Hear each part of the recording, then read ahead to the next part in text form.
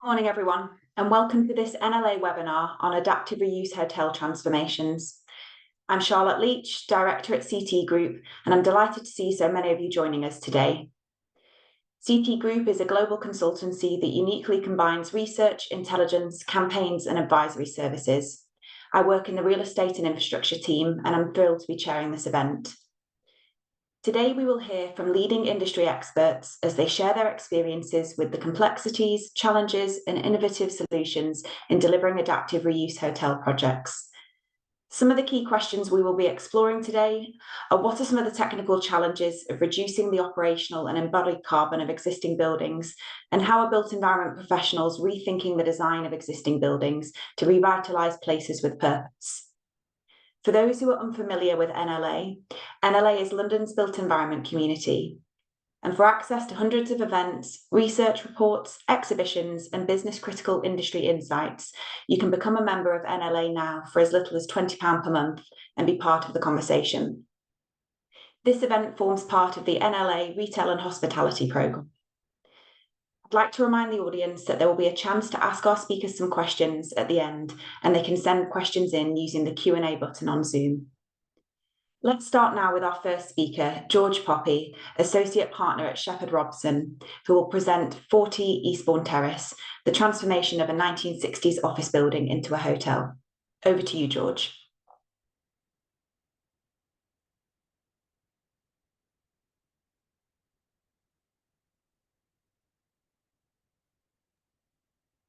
Good morning, everybody. Thank you, Charlotte, for the introduction.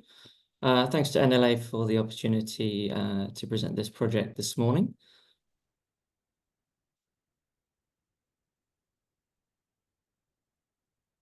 I'm having an issue with the slides. I wonder if that... Oh, here we go.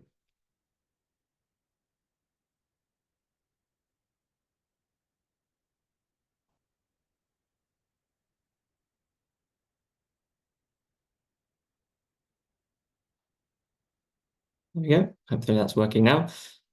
Good start. Okay, 40 Eastbourne Terrace is a building, an office building, or was, in Paddington in central London.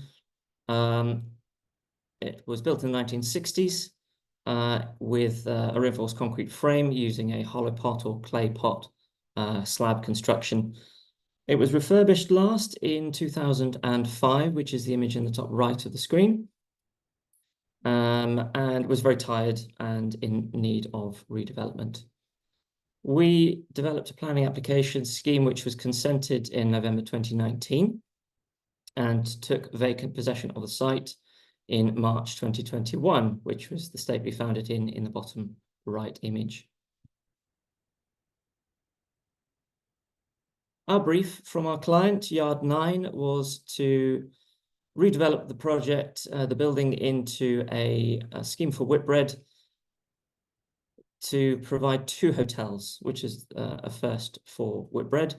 There would be 396 bedrooms in total, which comprise some Premier Inn accommodation on the upper levels and some Hub by Premier Inn accommodation on the lower levels.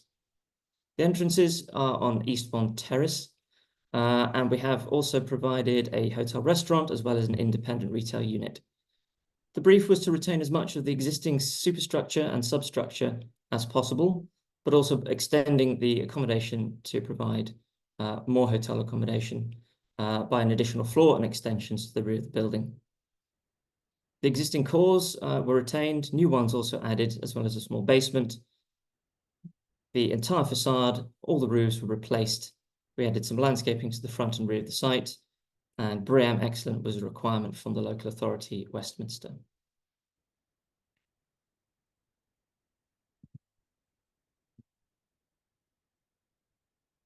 Diagrams on the right very basically illustrate the existing configuration of the building as was on the left.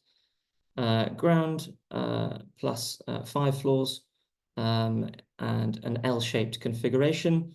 The proposals extended the building up another level, created a small basement, infilled the light wells to provide further hotel accommodation, and extended out to the back of the building. The rationale for retention and reuse included the existing floor plate depth and relatively low ceiling heights, which were not optimal for retention as high-grade office space, but are suitable for hotel use. There was an opportunity to reduce the embodied carbon in the scheme compared to new build, ability to increase density via height and the extensions, reduce cost in terms of when compared with a new build scheme, and also reduce the overall construction program such that the hotel could open sooner.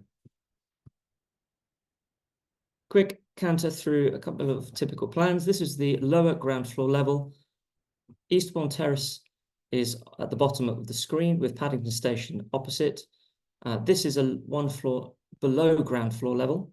Chilworth Mews at the top of the screen is at grade at this level. And at this floor, it was the hub hotel accommodation. Going up to ground floor, the entrance is from Eastbourne Terrace. You have the green hub hotel bedrooms, some Premier Inn rooms in purple, the hotel restaurant in yellow on the right, and an independent separate retail unit on the left in orange. And the typical upper floors were fully Premier Inn accommodation. The elevations, we used a palette of curtain walling, GRC fins, and anodized aluminium. This is Eastbourne Terrace. And then the rear elevation onto Chilworth Mews and Chilworth Street using a similar combination of materials. Key to retention and redevelopment projects is the analysis and de-risking period. So the devil you know is better than the one you don't. So a lot of information was used to establish as much knowledge on the existing conditions as possible, reviewing title plans, record drawings, which have to be taken with a pinch of salt because they are the design, not necessarily how it was built. Unexploded ordnance, particularly important for central London projects, topographic surveys. We did as much as we could whilst the building was still occupied. And then once vacant possession had been obtained, we could do more intrusive works. Through workshops and the design process with AECOM structural engineers, we did some structural engineering work to open up the hollow pot floors, which you can see in the top right image. You've got the clay pot used as sort of permanent void formers with the ribs and beams in between. That uncovered a lot of challenges. There was some asbestos, which we discovered later in the build. And the soft strip and post-soft strip point cloud surveys were very important, as well as acoustic surveys and drainage.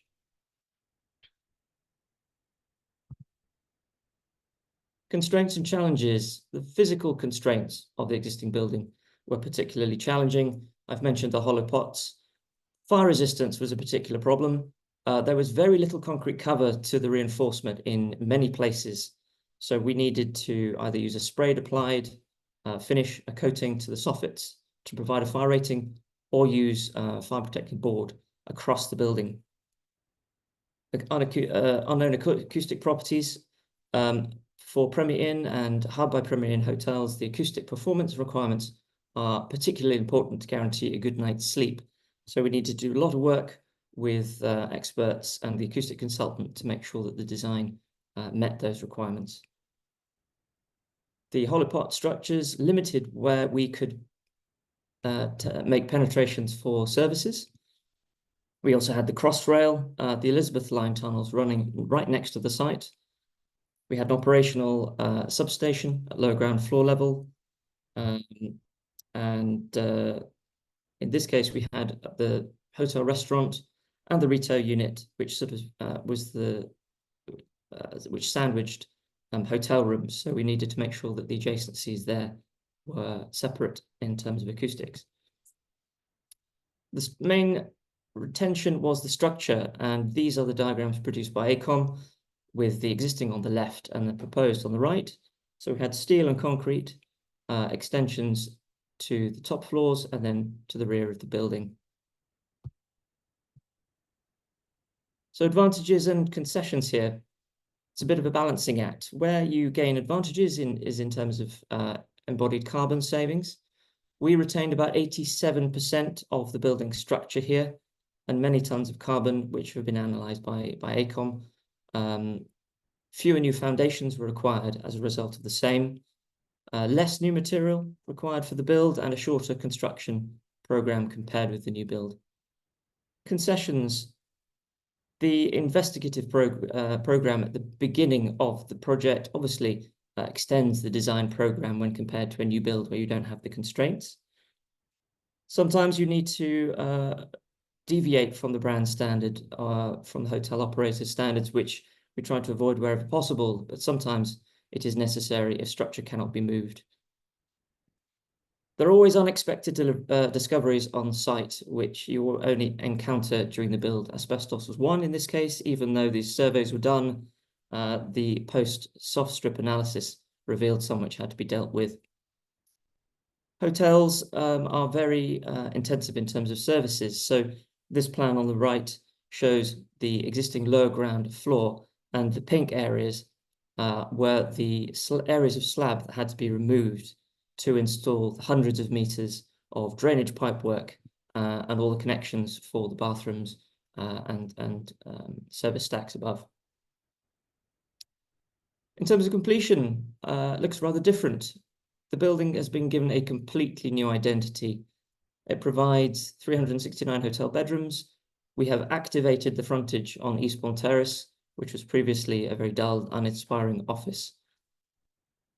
The structural frame was largely retained and reused. The BREEAM Excellent rating is pending, but should be achieved within the next few weeks.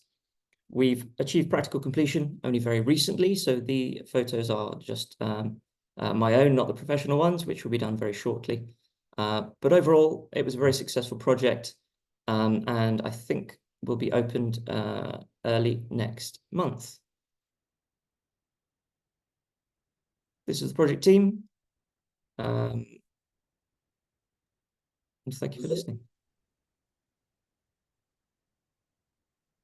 George, that was a really interesting presentation. I'd like now to introduce our second speaker today, James Mitchell, who's partner at Axiom Architects, who's going to be presenting Snow Hill.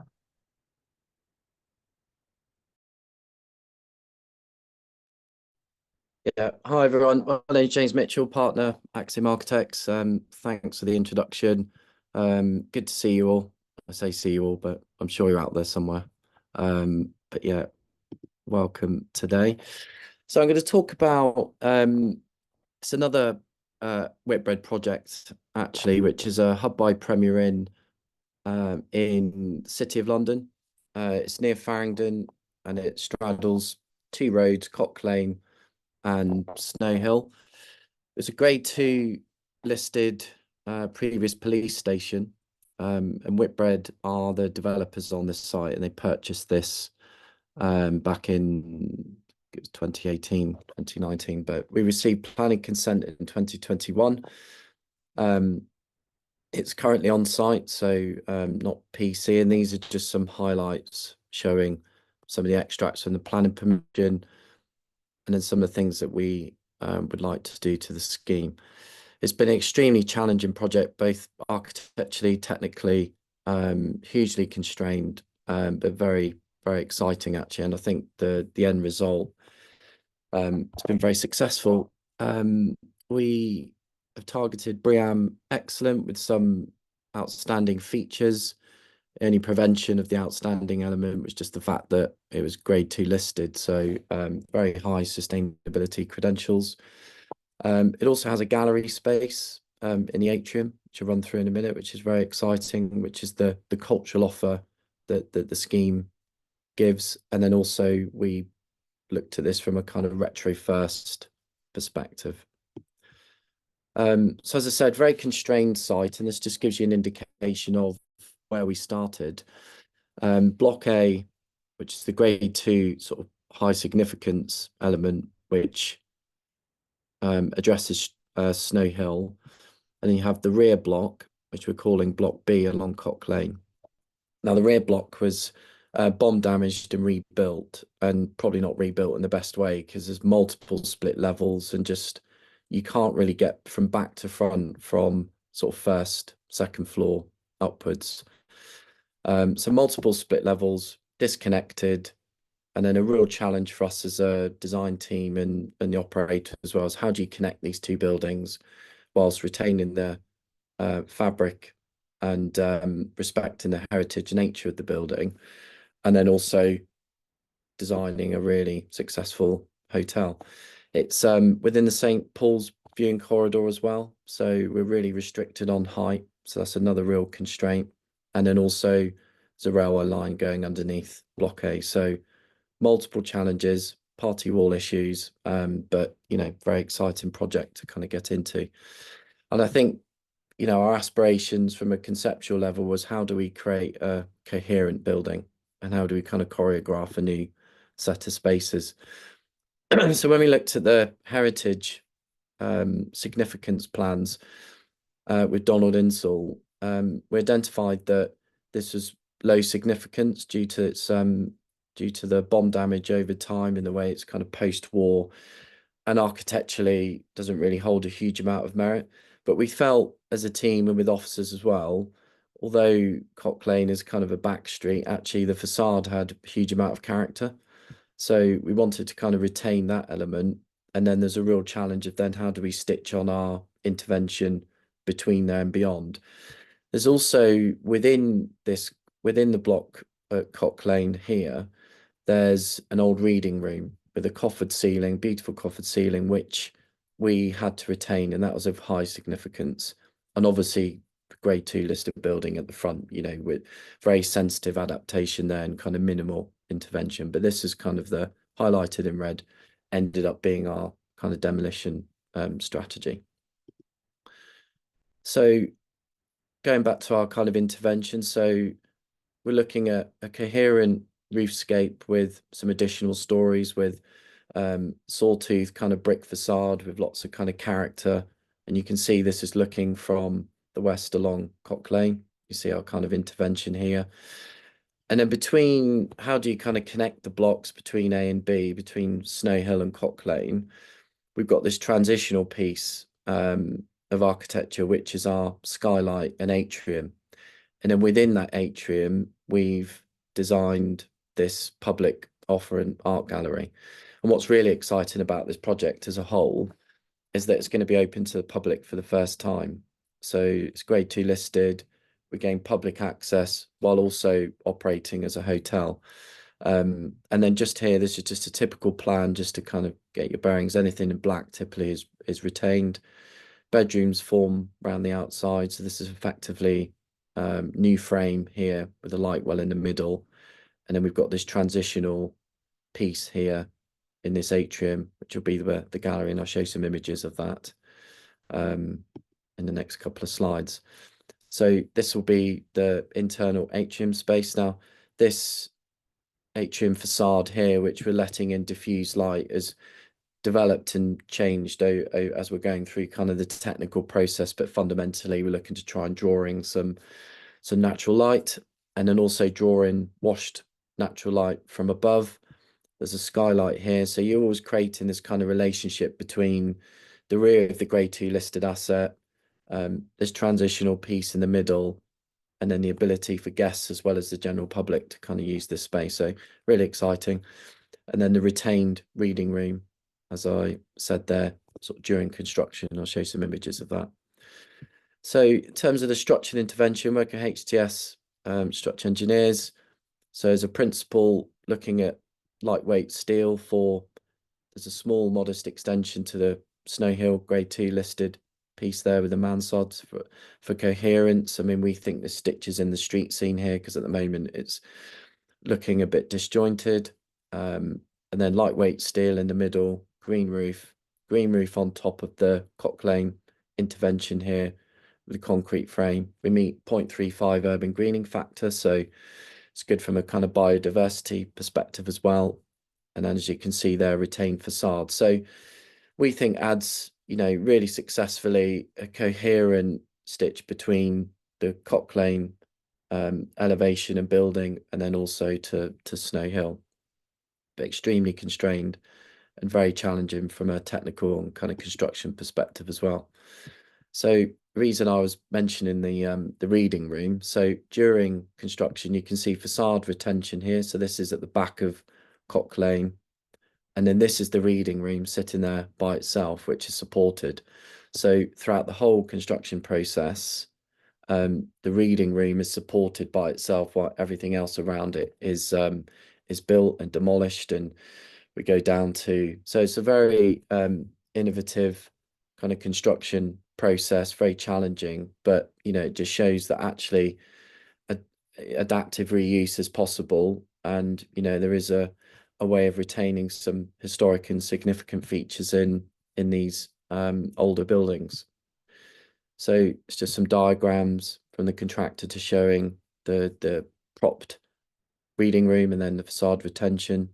And then also, as George mentioned in his presentation, the acoustic spec at Whitbread is important, quite onerous, because it's important that the guests have a good night's sleep. So notwithstanding all the other kind of construction and technical challenges, the structure needs to be isolated. And put simply, these are just big rubber kind of feet almost that separate the vibration from the station below. And trying to apply that to heritage buildings, as you can imagine, is very tricky, and it needs to be dealt with very sensitively. So there's a whole process that we go through with City of London and their design officers. I have to say, it's been a very positive collaboration with them as well. And then also with Historic England, with Donald Insall, with the contractor. So, very complicated and a huge amount of steps that we kind of have to go through. But again, all possible. And this just shows, again, the complexity of part existing basement, retaining the reading room, which you can actually go in still at the moment, retained facade, and then all of the kind of party wall issues that we have around the site. So logistically, very, very challenging as well. So very tight, very challenging from a historical perspective. But, it's actually progressed further than this now. But I've put this in there just to show, what you can do with historic buildings, showing the listed repeat there. So just a quick summary before I hand over. So as I say, the site is developed a lot further, and be great to kind of show anyone around this at some point once we get a bit further, and Simon and his team, I'm sure, will do this. And when it's open, very excited to have this open for the first time, it being a Grade 2 listed building, art gallery in the middle, and also open to the public for the first time. So that is me. Thank you. Great. Thanks so much, James. It was really great to learn more about the Snow Hill project. I'd like to just quickly remind the audience that we will have time for Q&A after our panel discussion. So please do send your questions via the Q&A button on Zoom. Let's now bring all our speakers together for a panel discussion. I'd like to also invite to the discussion Catherine Fleming, who's Chief Operating Officer for London Heritage Quarter, and Simon Lancaster, Head of Construction for London and the South at Whitbread plc.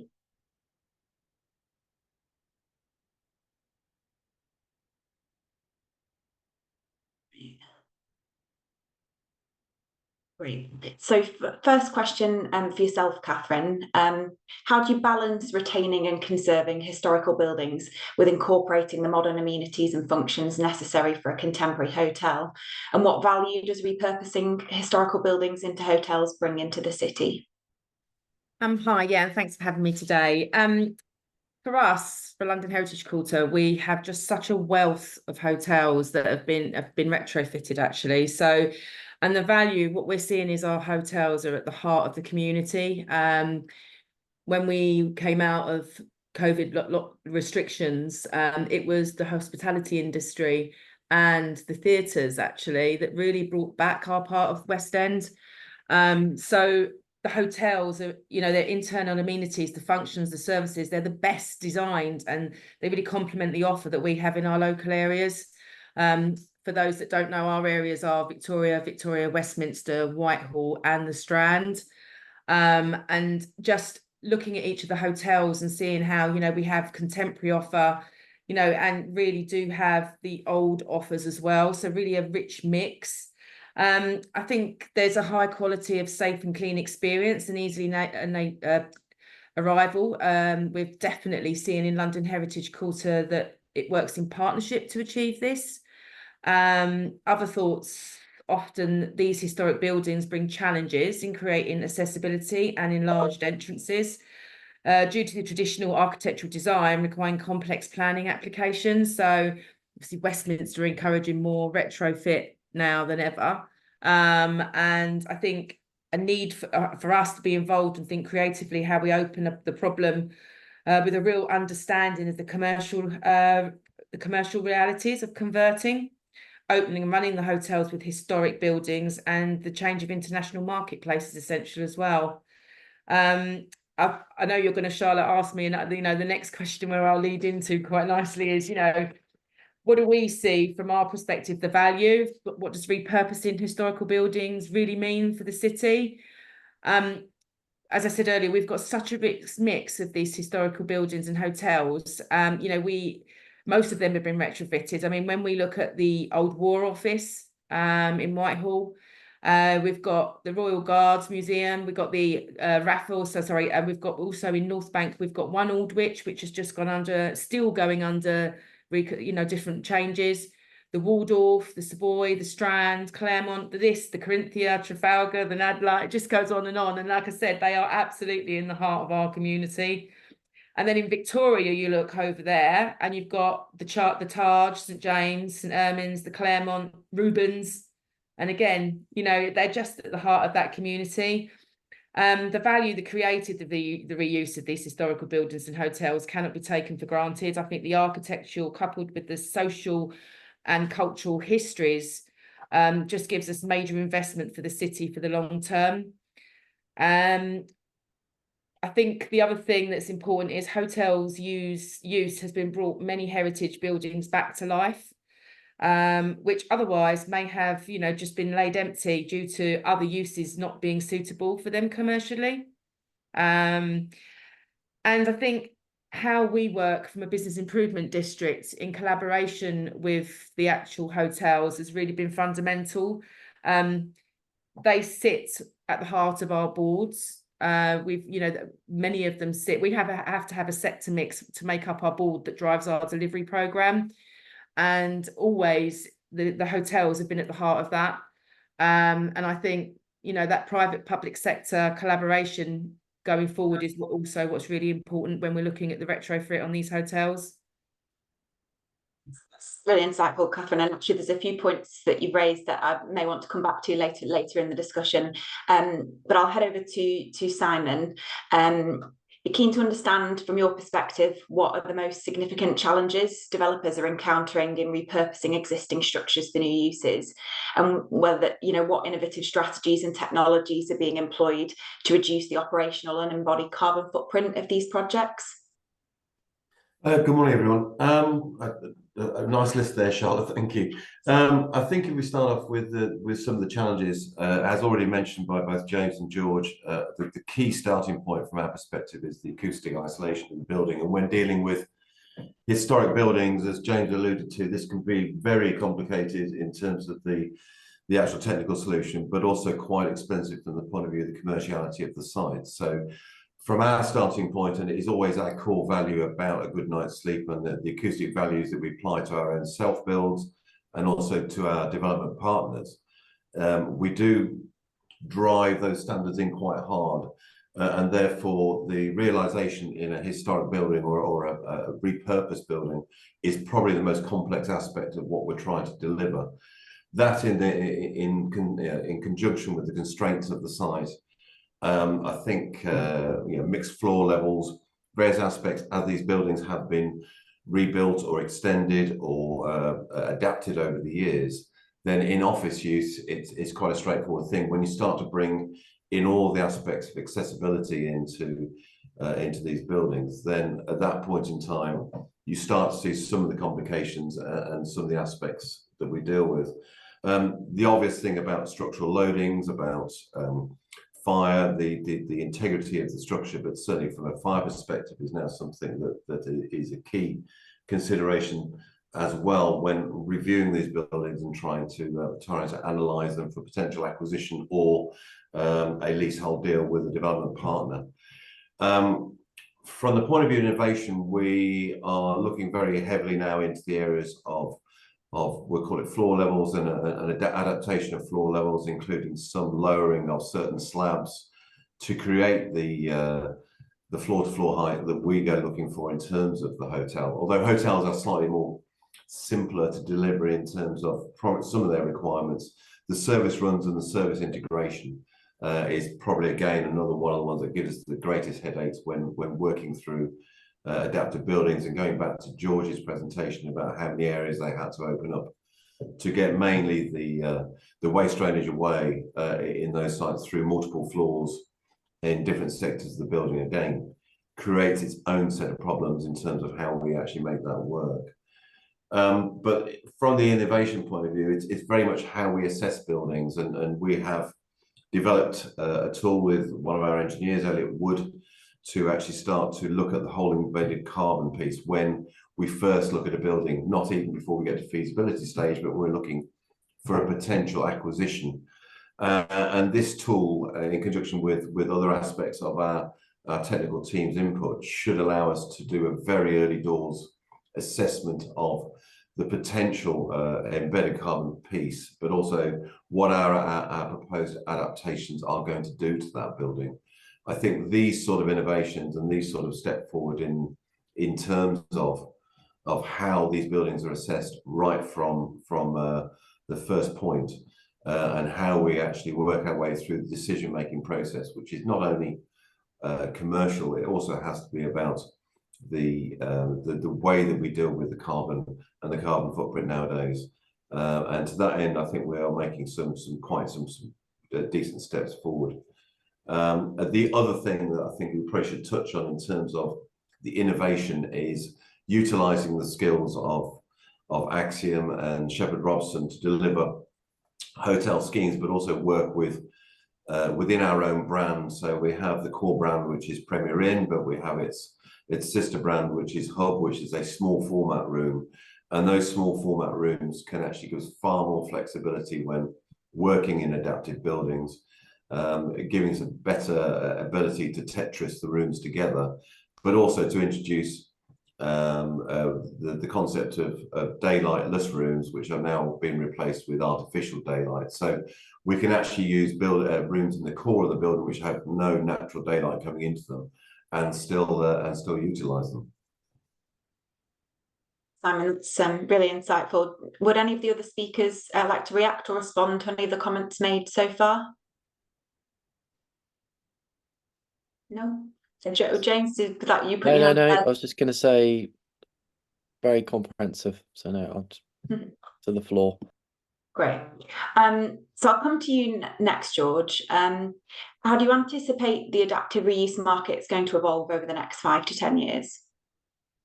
I think it's going to sort of expand massively. I think we're going to see many more refurbishment projects across the board, not only for hotels, although they seem to be a particularly suitable typology for it. Buildings are continuing to age, and the environmental justification for demolition is going to become ever greater, and rightly so, in my opinion. I think the Marks and Spencer redevelopment on Oxford Street recently has really catapulted and highlighted the embodied carbon agenda to a very broad audience, and we've got a collective responsibility as developers, as designers, to minimize the use of new construction materials where existing ones can be retained and reused. I think the starting point should always be what and how much can we retain. But a building it must be fit for purpose. So I think the knowledge and the expertise in conversion and redevelopment of existing buildings, especially complicated ones like hotels, will become sort of ever more critical. So more and more, I think, in the next 5 to 10 years. Thanks. There's actually an audience question. I know we're still sort of on the panel, but that sort of links to that, that I may just bring in here, from Ellen Willis. She said it's great to see so many successful retrofit projects in this sector, and what lessons learned can be applied to other sectors to encourage a retrofit first attitude across the whole built environment. Don't know, George, whether you'd like to expand on what you were just saying there. I think it's the point I made about the sort of the devil you know. I think the first thing to do is to really assess what you have, and that research period cannot be underestimated. All of the surveys, all of the investigations, all of the soft strip opening up works, I think apply to all buildings, all retrofit projects. The understanding of the constraints in terms of structure, in terms of fire protection, and how they can be sort of uprated to meet modern or current regulations and requirements is absolutely essential. So I think that is one point. In terms of sort of procurement and program generally, I think that phase needs to be understood by the whole team. Again, across all typologies, I think that is a period within the program that needs to be understood in terms of front end work after the point cloud survey has been done, which is something we would always recommend. Again, a period of time needs to be factored into the program to review the output of that during the appropriate work stage. So I think those would be my takeaways. That's really, really insightful. James, I'll come to you next, as I'd like to touch a little bit on local authority engagement, and actually perhaps if you could expand as well on that community piece that you mentioned during your presentation. Be keen to understand what some of the challenges and opportunities have been with engaging with local councils on the Snow Hill project.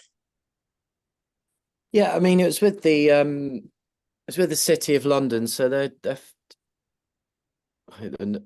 no one from other authorities on, but they're quite progressive as a borough. What's quite interesting is that they're one of the first boroughs actually to promote retrofit first properly. I'd say those guys in Westminster. So when we first started looking at this, it was very high on the agenda in relation to sort of almost a presumption against demolition. So we had to kind of work quite hard there. I mean, I think we were the first scheme as well that they engaged with on Teams, because it was around the sort of the time of the pandemic, which, you know, you say that out loud and it's like, oh, thank God we're kind of over that. But it was yeah, permission through the pandemic. So and I have to say it's very collaborative, you know, really kind of, I think we're all aligned in relation to our development aspirations. You know, we wanted to look at a retrofit first approach and also high sustainability credentials. And what's quite interesting as well is we worked with a Culture Mile initiative, which wasn't necessarily policy at the time at the city. But obviously now if you do applications in the city, there's, you know, what are the kind of benefits and cultural offer or community offer now.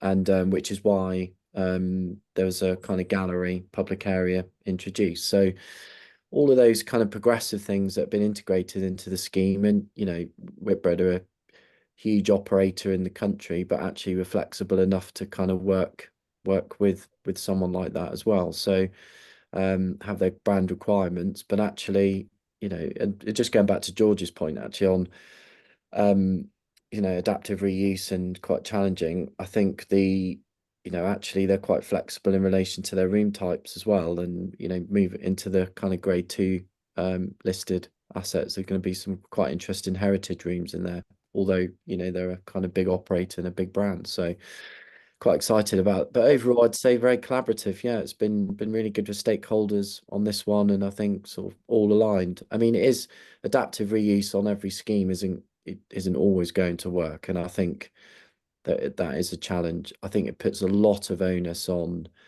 the design team, the client, and the acquisition team front end to do, and actually the structure engineer does a huge amount more now at stages 1 and 2 to look at the optioneering.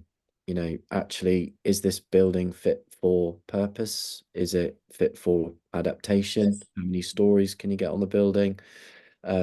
What's the use? What's the floor to ceiling heights? You know, all those kind of things go into this big pot now a lot earlier than they perhaps used to later on. So and, you know, I'm sure the reason why Catherine's seeing a lot of these schemes come forward and everyone else is because a lot of these office buildings have got really quite low floor to ceiling heights, and grade A office space at the moment are looking for, you know, 3.3 slab to slab, so bigger soffit heights. But you know, there might be a day where actually that flips and things start to change. But at the moment, that's why there's a huge amount of hotel applications looking at kind of old office buildings. Thanks, James. That's really interesting. I can see that we're already starting to get a few questions through from the audience, so I'll probably open up to the audience Q&A so we can make sure we get through all the questions. I have a question here, someone who's not left their name, saying hotels take many forms, from boutique offerings to full service offerings. The panelists have been showcasing what the branded hotel sector is doing in this space. Is this because branded hotels can be incorporated into retrofit schemes more effectively than other styles? And are there differences in approach between the different types of hotels? Simon, that might be one to you, and then I'd also... Yes, I was listening to that question thinking, right, okay. From a branded hotel perspective, yes, we have our model rooms. I think the question alludes probably more to, let's call it more boutique or specialized or independent operators, where potentially the room format can be bigger. I mean, typically our largest room is 21.4 square meters. We have a slightly smaller version around 17.8, and in hubs we're down to 11 and 14 square meters respectively. So we adapt our products, but the offer within the bedroom is still a very consistent offer. So from the perspective of probably more independent hotels or more, let's call it up the sort of 5-star operators, then they generally provide more floor area. That's all they do. So it's how you adapt the model room, the model requirements to those areas, and how you then, as I said before, you actually Tetris these rooms together in a format across the floor plates that you have available to you to actually get the highest efficiency in terms of developable space. But it is about working with the team, the collective team, in terms of the both from our internal brand requirements and our operators, but very much around how we can get creative with the adapted spaces. So I don't think branded hotels are unique in their ability to fit into these spaces. I think it's about the combined efforts of the architectural team, the client who I represent, but also the different aspects of the client internally. And we go through quite an extended approval process where we gently persuade people that this is the right thing to do, and that's how we get the utilization of space out of these buildings. That's how the site we have on the Strand will yield probably 120% more rooms than its original permission had. So we can use spaces far better, but then that's just down to the size of the offering that we put in there. So it's not unique. I don't think it's unique anyway. Okay. Simon, Catherine, I'd be keen to bring you in here on the same question, really, given the number of different hotels you referenced when you sort of joined the panel earlier. Be keen for kind of your thoughts on I guess the contrast between different hotel offerings. Yeah, business improvement districts generally will always, we have two documents, one for Victoria, one for the Strand, public realm vision document. So we kind of, from a business improvement district perspective, set a vision for the area, which we work with many developers on. Simon mentioned the Strand and the hotel that's going to be there. For us, that area that was quite frankly an area that people wouldn't have walked down, where there's residents coming onto the Strand. The change of use in that hotel, even by having the hoarding up, which isn't ideal, has completely changed that location. So it's about how we work with the hotels through those vision documents to really kind of enhance the area. And it is a different mix. We've mentioned the old War Office. It's a completely different feel to Strand Palace, on the Strand itself. But what we'll also do is trying to bring the public realm to enhance the offer. So, for instance, we worked with Westminster City Council from the very beginning, driving the transformation of Strand Aldwych, which is a new civic public space outside the cultural institutions and the hotels on the D at the Aldwych. That being delivered, 22 million in the local area, has completely transformed that whole space. But the beneficiaries are obviously members of the public, but also people who come and visit and stay in our hotels. So our role is very much to be the facilitator, the stewards, to kind of drive that change, working with all of the businesses and those cultural institutions, as well as the hotels. And so we kind of, as I said earlier, they have a strong seat on our boards, but also they sit on any of our public realm steering groups that drive that change. And we also work with our Gen Zs, next generation youth leaders, to kind of make sure that what we create in Westminster is ready for the next phase and people to kind of really enjoy. So it's quite pivotal for us that we do those vision documents, so that there is a kind of master planning, but don't work in silo either. We're always looking at, for instance, you know, the riverfront, Whitehall, how they all connect up into Tottenham Court Road, you know, working with our neighbouring districts. So there is that general public realm and the management of the public realm, so that people feel safe and enjoy the area, and it's a fun place to come to. Catherine, had a few more questions in, and one here that I'll pose to both George and James, as it's a question on your respective presentations. Question here from John Griffiths, who's asked, how was the pre-contract phase of both schemes managed to de-risk both schemes from a cost and programme perspective? If I come to you first, George, and then over to James. Yes, thanks for the question, John. For 40 Eastbourne Terrace, we had a PCSA period, and then the demolition works were let, as well as the installation of below ground drainage. So in that sense, all of the survey periods and analysis, structural and intrusive works were all factored in and programmed in.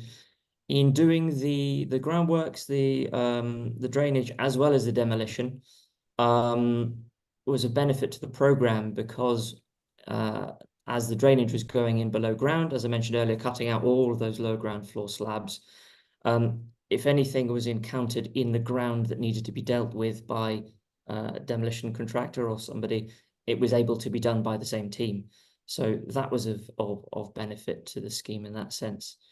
The fact that the contractor was on board early was through the PCSA, brought on board their build experience to the team, and they were able to lend their experience of similar projects, processes they went through, lessons learned, and they were sort of instrumental to the fact-finding process pre-tender. George. James, over to you. Sure. Yeah, similar in some respects, but I think certainly within an existing building that you're looking to retain, trying to uncover the archive drawings are really important, because we need to look at the existing structure. Do we need to, not to get too technical, but having to underpin the existing structure is hugely costly. What can we do from a kind of minimal level in relation to basements? Basements are generally very costly. So there's a lot of scrutiny around that. So it's trying to do as minimal intervention with maximum kind of gain. And also there's an archaeological point as well here, certainly on grade 2 listed buildings. So there's a lot of work structurally, as I was saying earlier, that we kind of do up front. There's a lot of constraints around party wall methods. So construction management plan, you know, and logistics is a huge piece around tight sites. So I mean, you wouldn't believe the amount of work that's gone into just looking at road closures and where to put facilities and how to get cranes in, and negotiation with neighbours. And so there's a huge amount of work that goes into party wall discussions before you even get to site, because obviously physically you need to get in there. So it's a very tight site. And then we look at things like acoustics, as we were saying earlier, and Simon alluded to, what the acoustic measures, what's the proximity of the London Underground. So there's I'd say a very long list that we go to. Actually saying it out loud, you kind of think you know, why would you buy it? But no, we sort of got there in the end.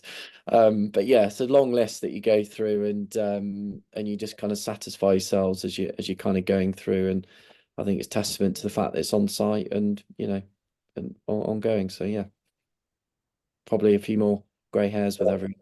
So Thanks so much, James.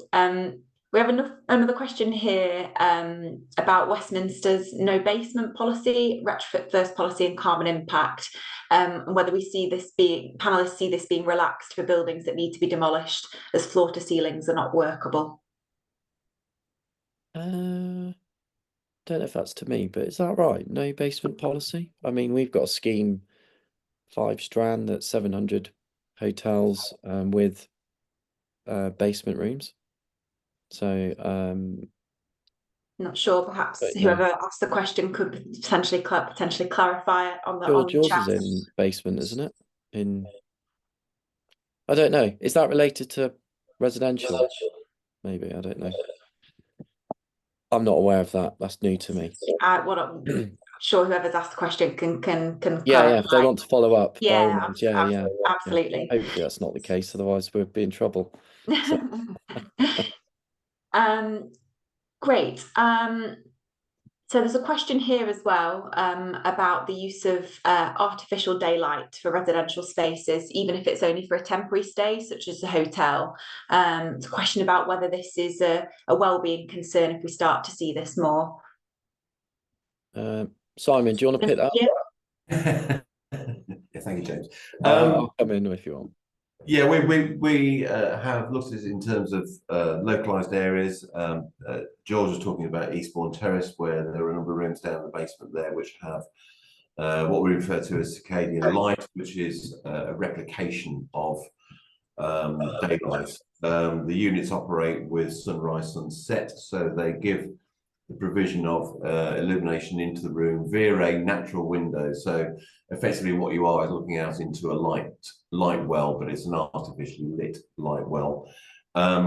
It's something we've been working on for quite a long period of time now. We do use selective units in the rear of some of our F&B areas to try and increase the illumination in there to a more natural level. But certainly we find it a huge step forward from any kind of what we call typical artificial light, and certainly from a well-being perspective, it's something that is again well referenced in that area.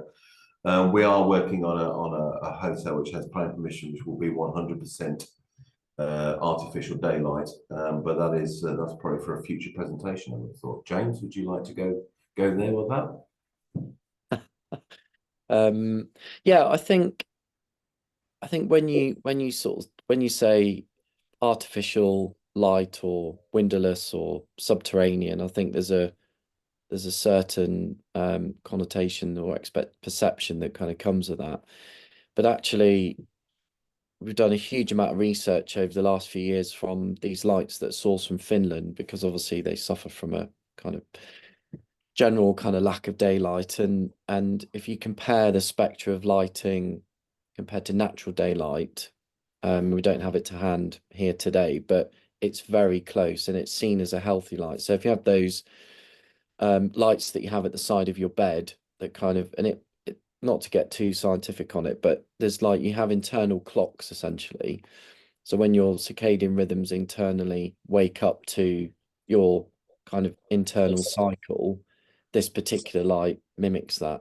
So as you're in the bedroom, it's not just a light that forms the end of the room, it's actually a window, then a light well, and then from above it's lit, so you can actually see through it. And yeah, we did a mock-up room that Simon led in scheme at Dacre Street in Westminster, which is a hub. And yeah, we've taken stakeholders, local authorities down there, and every time anyone goes there, they're very impressed, you know, and it does give you a very different feeling of light. So I think going back to the adaptive reuse of spaces, what an amazing opportunity. You know, if you're looking at existing areas that are otherwise not going to be converted, and you understand that you might be staying in a circadian lit bedroom, then in the end it's your choice. And I think that can only be a good thing. It won't be for everyone, but actually, you know, if you're in a fantastic location, and you're staying for a few nights, then actually, you know, why not? And if it's done in the right way, then, you know, amazing opportunity, I think. Well, James, we've actually had a follow-up just sort of expanding on this point on artificial daylight from Kath, who's asked about the energy requirements and whether it fits with the low carbon agenda. Yeah, they use LED technology, so the actual quantity of energy that they use is very low, as I understand it. So I think the short answer is yes. It's positive to hear. Another question over to you, Catherine, because you touched a little bit in detail about some of the, I guess, this kind of stakeholder engagement piece that you do, and the engaging sort of with communities and the balance of projects. Be keen to understand a little bit more detail, some of the work that you've done with the local communities to, I guess, secure buy-in for these types of projects. Yeah, I think it's really important to have that stakeholder engagement on the big projects. What we normally do is, I mean, more around the public realm schemes, I suppose, rather than the actual retrofit. But what we'll do is bring from the very start of a public realm vision document, or when we're creating, for instance, Strand Aldwych, we took all the key stakeholders on the journey from day one, through concept design, feasibility, every single phase, to ensure that everybody was brought on the journey from the very beginning, and that included developers, architects, you know, traffic modelling, Transport for London, Westminster, all being in the room, so that when we got to a stage when we were asking for the money to be committed, everyone had been through the whole process and it was endorsed, and we saw 22 million being committed to the scheme. You know, it is so important that you have that engagement, and I think that's what business improvement districts lead on. As I've said earlier, it's the key to what they do, and the relationship we have with Westminster City Council and other boroughs elsewhere, like the City of London. There's bids there. They work very closely with the City of London. You know, they are seen as the people that lead that stakeholder engagement into the business community, and the voice of business, which is really strong. So, and as I said earlier, you know, we've got a big project coming up, two major projects actually coming up. One, Future Victoria, which is seeing the regeneration with Network Rail and Westminster of Victoria Station. You know, massive, you know, the history there in that that station itself. But also Project Swan, which is being led by DESNES, but actually the Business Improvement District, London Heritage Quarter, is leading on the stakeholder engagement. So that shows you Project Swan is South Area District Heating Network.